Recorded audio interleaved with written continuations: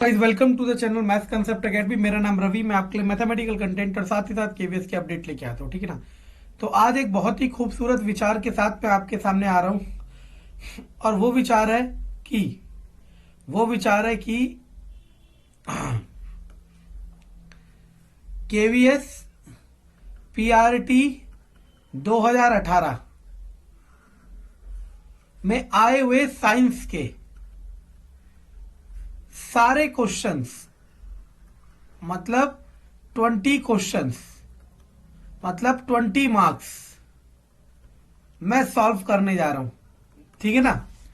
पता है, मैं अभी भी कह रहा हूं कि आप लोग समझो कि मैं आपके लिए क्या कर रहा हूं, क्योंकि इसमें सिर्फ और सिर्फ आपका फायदा है।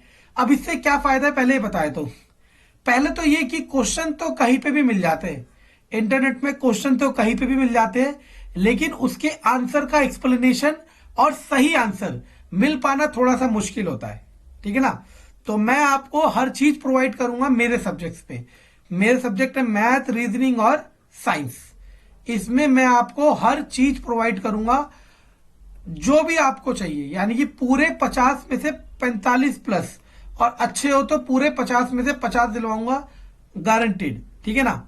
तो हम आज करते हैं क्वेश्चन 2018 में आए हुए, जिससे हम थोड़ा सा एनालाइज करेंगे कि क्वेश्चन कितने आते हैं और हमारा लेवल क्या है। Question number 21, time equal to 0 से हैज अ वेलोसिटी। इस समय वेलोसिटी कितनी है? 21 metre per second. Slow down with acceleration, acceleration दे रखा है कितना? 50 सेंटीमीटर सेकेंड स्क्वायर। टाइम है 4। डिस्टेंस पूछ रहा है। इक्वेशन ऑफ मोशन होती है, हिंदी में कहते हैं गति की समीकरण। इक्वेशन ऑफ मोशन 3 होती है, v equal to u plus a t, s equal to u t plus half a t square, और 2as equal to v square minus u square. इन तीनों में से कोई सी भी एक लगा दो, ऐसे निकाल दो। तो डाटा जो मुझे दिख रहा है वो इस वाले का दिख रहा है, लेकिन अब यहां देखो, ये मीटर में और ये सेंटीमीटर में। उसने जानबूझ के ऐसा करा है, उसने जानबूझ के ऐसा करा है कि आप फंस जाओ, लेकिन आपको फंसना नहीं है। इसको मीटर में करने के लिए क्या करेंगे? 100 से डिवाइड, तो हो जाएगा मीटर सेकेंड माइनस 2। चलो, एस का फॉर्मूला यू टी, टाइम कितना है? 4 प्लस हाफ ए कितना है? 1/2 टी स्क्वायर, टी कितना है? 4 गुणा 4, तो 21 चौक 84, 4 से 4 गया तो आंसर आ जाएगा 88 मीटर। ये क्या हो रहा है? एक मिनट रुको। 21 वेलोसिटी है, एक्सेलरेशन है 50। At the end of 50 travelled कितना? तो गिनाओ। तो s equal to u t plus half a t square, u है 21, t है 4 प्लस हाफ ए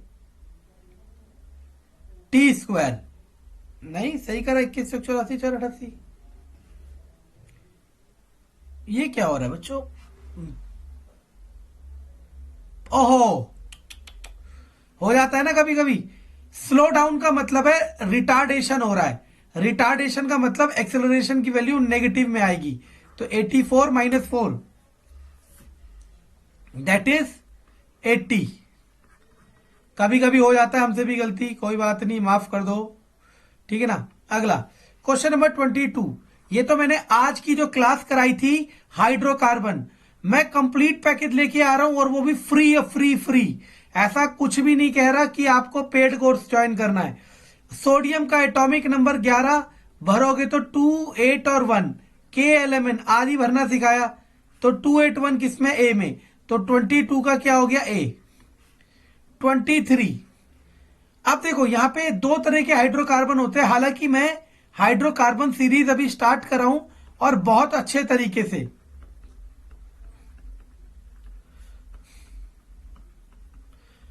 एक होता है सैचुरेटेड, जिसे कहते हैं संतृप्त हाइड्रोकार्बन। एक होता है असंतृप्त हाइड्रोकार्बन। संतृप्त वो होता है जिसमें कार्बन कार्बन के बीच में सिंगल बॉन्ड होता है। असंतृप्त वो होता है जिसमें कार्बन कार्बन के बीच में सिंगल या फिर ट्रिपल बॉन्ड हो। तो क्वेश्चन में तो पहली बात सैचुरेटेड कह रखा है। और एक वर्ड कह रखा है असाइक्लिक। अब इस असाइक्लिक को मैं एक्सप्लेन कर देता हूं। चीजों का एक्सप्लेन करोगे ना तो इसके साथ और भी फालतू के मतलब जो सपोर्टिंग इसके कैरेक्टर है वो भी सामने आएंगे। एक होता है साइक्लिक, एक होता है असाइक्लिक। हिंदी में तो बहुत आसान है, चक्रीय, अचक्रीय। साइक्लिक का मतलब है जो मतलब ये carbon carbon carbon carbon carbon ring जैसा कुछ बना रहे हो। जरूरी नहीं 6 कार्बन हो, 5 कार्बन में भी हो सकता है। Carbon carbon carbon carbon carbon, है ना। असाइक्लिक मतलब जो सीधे हो। तो इसमें एक ही है जो सीधा है, वो है ए, 23 का ए। इसका आपको फॉर्मूला भी पता होना चाहिए। कैसे? ब्यूट मतलब 4 कार्बन, एन मतलब सिंगल बॉन्ड। अभी हम सब पढ़ेंगे ये हाइड्रोकार्बन सीरीज में, 1 2 3 4, हर कार्बन के 4 बॉन्ड होते हैं, आज पढ़ा चुका हूं। तो C4H10। मैं बार बार कह रहा हूं, कईयों को ये गलत फहमी है कि साइंस के 10 नंबर हैं, साइंस के 20 नंबर है 2018 के हिसाब से। अगर पैटर्न चेंज नहीं हुआ तो ये 20 नंबर ही रहेंगे, ठीक है ना। और ये 20 नंबर आपके लिए बहुत इंपॉर्टेंट है। अभी आप नहीं समझ रहे हो, एक समय बाद आपको बहुत ज्यादा समझने में लगेगा, ठीक है ना। वही है ना, कोई कराए ना, जो कराए उसको करो ना, ठीक है ना। ओके ना। जाने की स्पीड v1, आने की स्पीड v2। एवरेज स्पीड का फॉर्मूला मैं बता चुका हूं, ये 2v1 मल्टीप्लाई v2। क्या हो रहा है ये? 2v1 multiply v2 upon v1 plus v2। ये फॉर्मूला होता है किसका? एवरेज स्पीड का। कब? जब आपको जाने की स्पीड और आने की स्पीड दे रखी हो।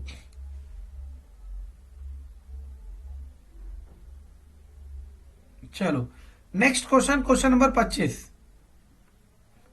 इन हर क्वेश्चन से सीखो कि आप कहां स्टैंड करते हो। वो कह रहा है and jeep is moving in the straight path of uniform velocity. ठीक है। A person sitting in the front of project a ball vertically upward. Ball ऊपर की तरफ फेंका।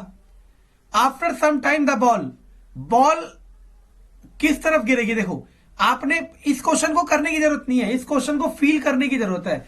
फील करने की जरूरत का मतलब क्या होता है? सुनना। जैसे मान लो आप बस में बैठे हो या कार में बैठे हो, ठीक है ना। आगे की तरफ मूव कर रही है, आपने बॉल फेंकी ऊपर की तरफ। आपने बॉल कहां फेंकी? ऊपर की तरफ। अगर वो खुली बस या वगैरह है तो बॉल कहां गिरेगी? पीछे की तरफ। समझ आ रहा मैं क्या कह रहा हूं? देखो कहां गया? 25th का ए। अच्छा, ओपन जीप कह रखा है, गुड। ओपन जीप कह रखा है तो fall back in his hand, नहीं तो आंसर होगा डी, 25th का डी। जीप से बाहर गिर जाएगी, क्यों? पीछे की तरफ, क्योंकि जीप किस तरफ मूव कर रही है? आगे की तरफ। 26th में आओ। 26 में देखो बच्चों क्या दे रखा है? अब ब्लॉक, ओके नाउ, मास है कितना? 40 किलोग्राम। U1 कितना है? 15। दूसरा ऑब्जेक्ट जिससे टकरा रहा है वो 10, वो रेस्ट में है। रेस्ट में मतलब 0। मतलब एक ऑब्जेक्ट था 40 किलोग्राम का, मूव कर रहा था 15 की वेलोसिटी से। दूसरा ऑब्जेक्ट है 10 किलोग्राम का और वो रुका हुआ है। दोनों टकराए, टकराने के बाद दोनों साथ मूव कर रहे हैं। अब तो अगर जिसने मेरी कोलिजन वाली वीडियो देख रखी हो, मैं बार बार कह रहा हूं, मैं बहुत अच्छी मेहनत कर रहा हूं आप तक पहुंचाने के लिए, लेकिन पहुंचाओगे आप लोग। कोलिजन में कंबाइंड वेलोसिटी का फॉर्मूला था, क्या था? m1u1 plus m2u2 upon m1 plus m2 था। ये था कंबाइंड वेलोसिटी का फॉर्मूला। और ये कहां से निकला था? यहां से m1u1 plus m2u2 equal to m1v1 plus m2v2। इसे कहते हैं law of conservation of momentum, संवेग का संरक्षण नियम। u2 तो 0 हटाओ, m1 कितना है? 40, u1 कितना है? 15, m1 प्लस m2 यानी कि 50। 5 दिया 15, आंसर आ जाएगा 12। तो 26 का आंसर है सी। अब आप इन क्वेश्चनों से 2 चीजें सीख सकते हो, आप कहां स्टैंड कर रहे हो और आपको कितनी मेहनत करनी है, ठीक है ना। लेकिन सीखेगा वही जो एग्जाम क्वालिफाई करेगा, बाकी तो टाइम पास कर रहे हैं और करते रहेंगे जिंदगी भर। 27, okay now, an object is covering distance in the directly proportional to the square of time। Distance directly proportional to the square of time. What conclusion can be drawn about the motion of object. Object के motion के बारे में क्या बताया जा सकता है. देखो, object is moving with zero acceleration. Speed का फॉर्मूला क्या होता है, u t plus half a t square. अब सुनना ए यार, distance is equal to u t plus half a t square. अगर एक्सेलरेशन जीरो होगा तो ये पूरा फैक्टर जीरो हो जाएगा, तो डिस्टेंस इज यूटी. लेकिन हमें क्या चाहिए, टाइम का स्क्वायर. तो देखो दिमाग लगाओ, s equal to u t plus half a t square हो. अगर ये वाली चीज ना हो और ये वाला कंपोनेंट हो बस, तो उस वाले में टी का स्क्वायर आता है. देखो ऑप्शन में, the acceleration of object is constant, ये कांस्टेंट हो. Object is moving increasing acceleration, acceleration increase कर रहा हो.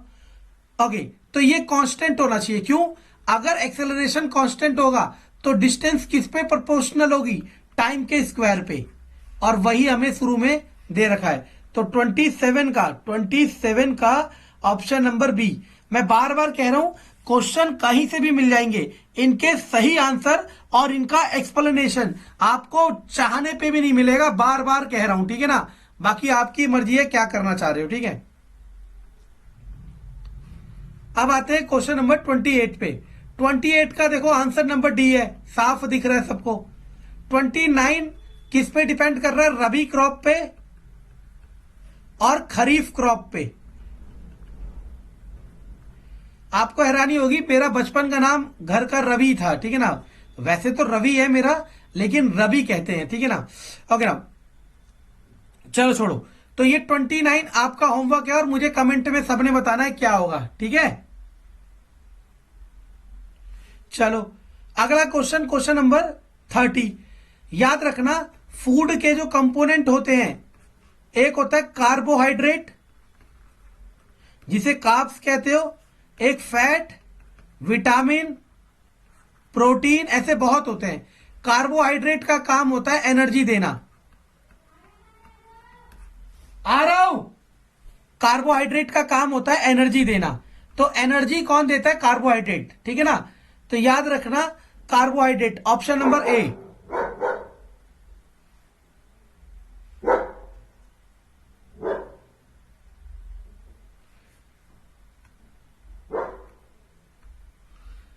क्वेश्चन नंबर 31 पे आते हैं.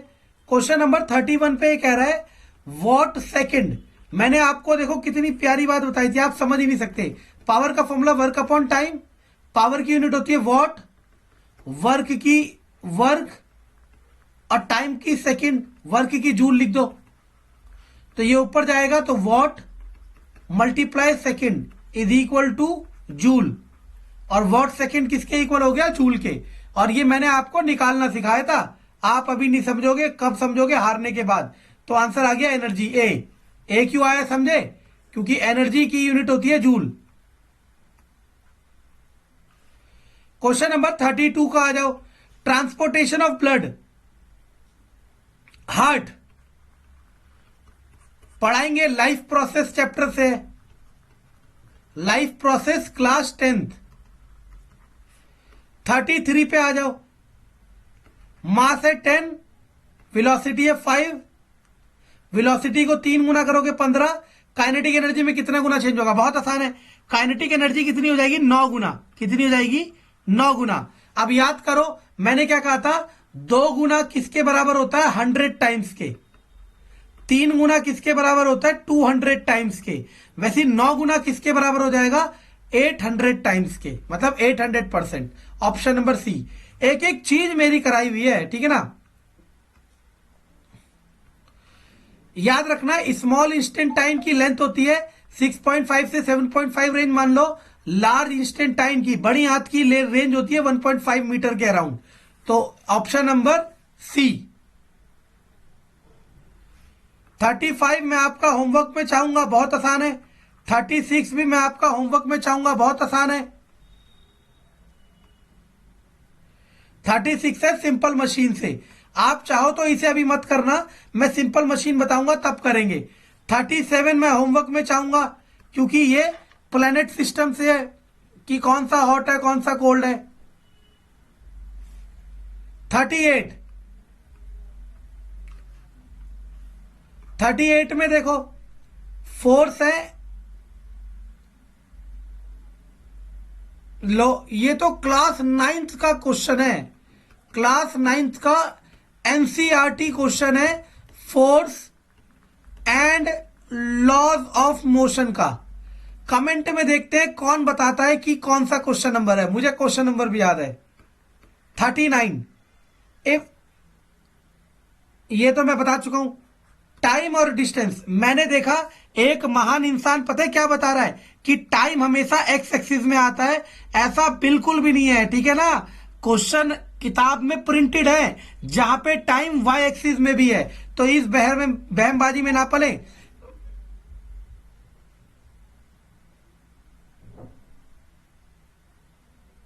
ऐसे है, यानी कि टाइम बढ़ा जा रहा है। क्या कह रहा है, if the distant time graph of the motion of an object is straight line but not parallel to time axis, time axis के पैरेलल नहीं है, तो ऐसे हो सकता है या फिर ऐसे हो सकता है, ठीक है ना। Then it may be conclude that, तो अगर इस तरीके से होगा, अगर इस तरीके से होगा, इस तरीके से तो हो ही नहीं सकता क्योंकि समय तो कभी रुका होगा ही नहीं। इस तरीके से होगा तो उसे कहेंगे वेलोसिटी इंक्रीज कर रही है, तो इंक्रीजिंग वेलोसिटी तो नहीं है, तो आंसर लिख दो इंक्रीजिंग। अब देखो वेलोसिटी इंक्रीज कर रही है तो आप ये भी तो कह सकते हो कि वो एक्सेलरेशन इंक्रीज कर रहा है, लेकिन अगर स्ट्रेट है तो उसे कहते हैं कांस्टेंट एक्सेलरेशन। क्या कहते हैं, कांस्टेंट एक्सेलरेशन। क्यों, क्योंकि जितना चेंज वेलोसिटी में आएगा उतना ही चेंज टाइम में भी आ रहा है। लो ये क्वेश्चन नंबर 40, क्वेश्चन नंबर 40 बच्चों मैं आपको मोल कंसेप्ट करा चुका हूं। क्वेश्चन नंबर 40 मोल कंसेप्ट का है, और देखते हैं कितने बच्चे मुझे आंसर देते हैं। तो 3 क्वेश्चन मैंने आपको होमवर्क में दे दिए, बाकी मैंने 17 क्वेश्चन करा दिए, 17 नहीं 16। एक सिंपल मशीन का छोड़ दिया, सिंपल मशीन के टॉपिक कराने के बाद कराऊंगा। अब देखते हैं आप लोग कितना मेहनत करते हो और कितना कमेंट में आंसर देते हो। Thank you.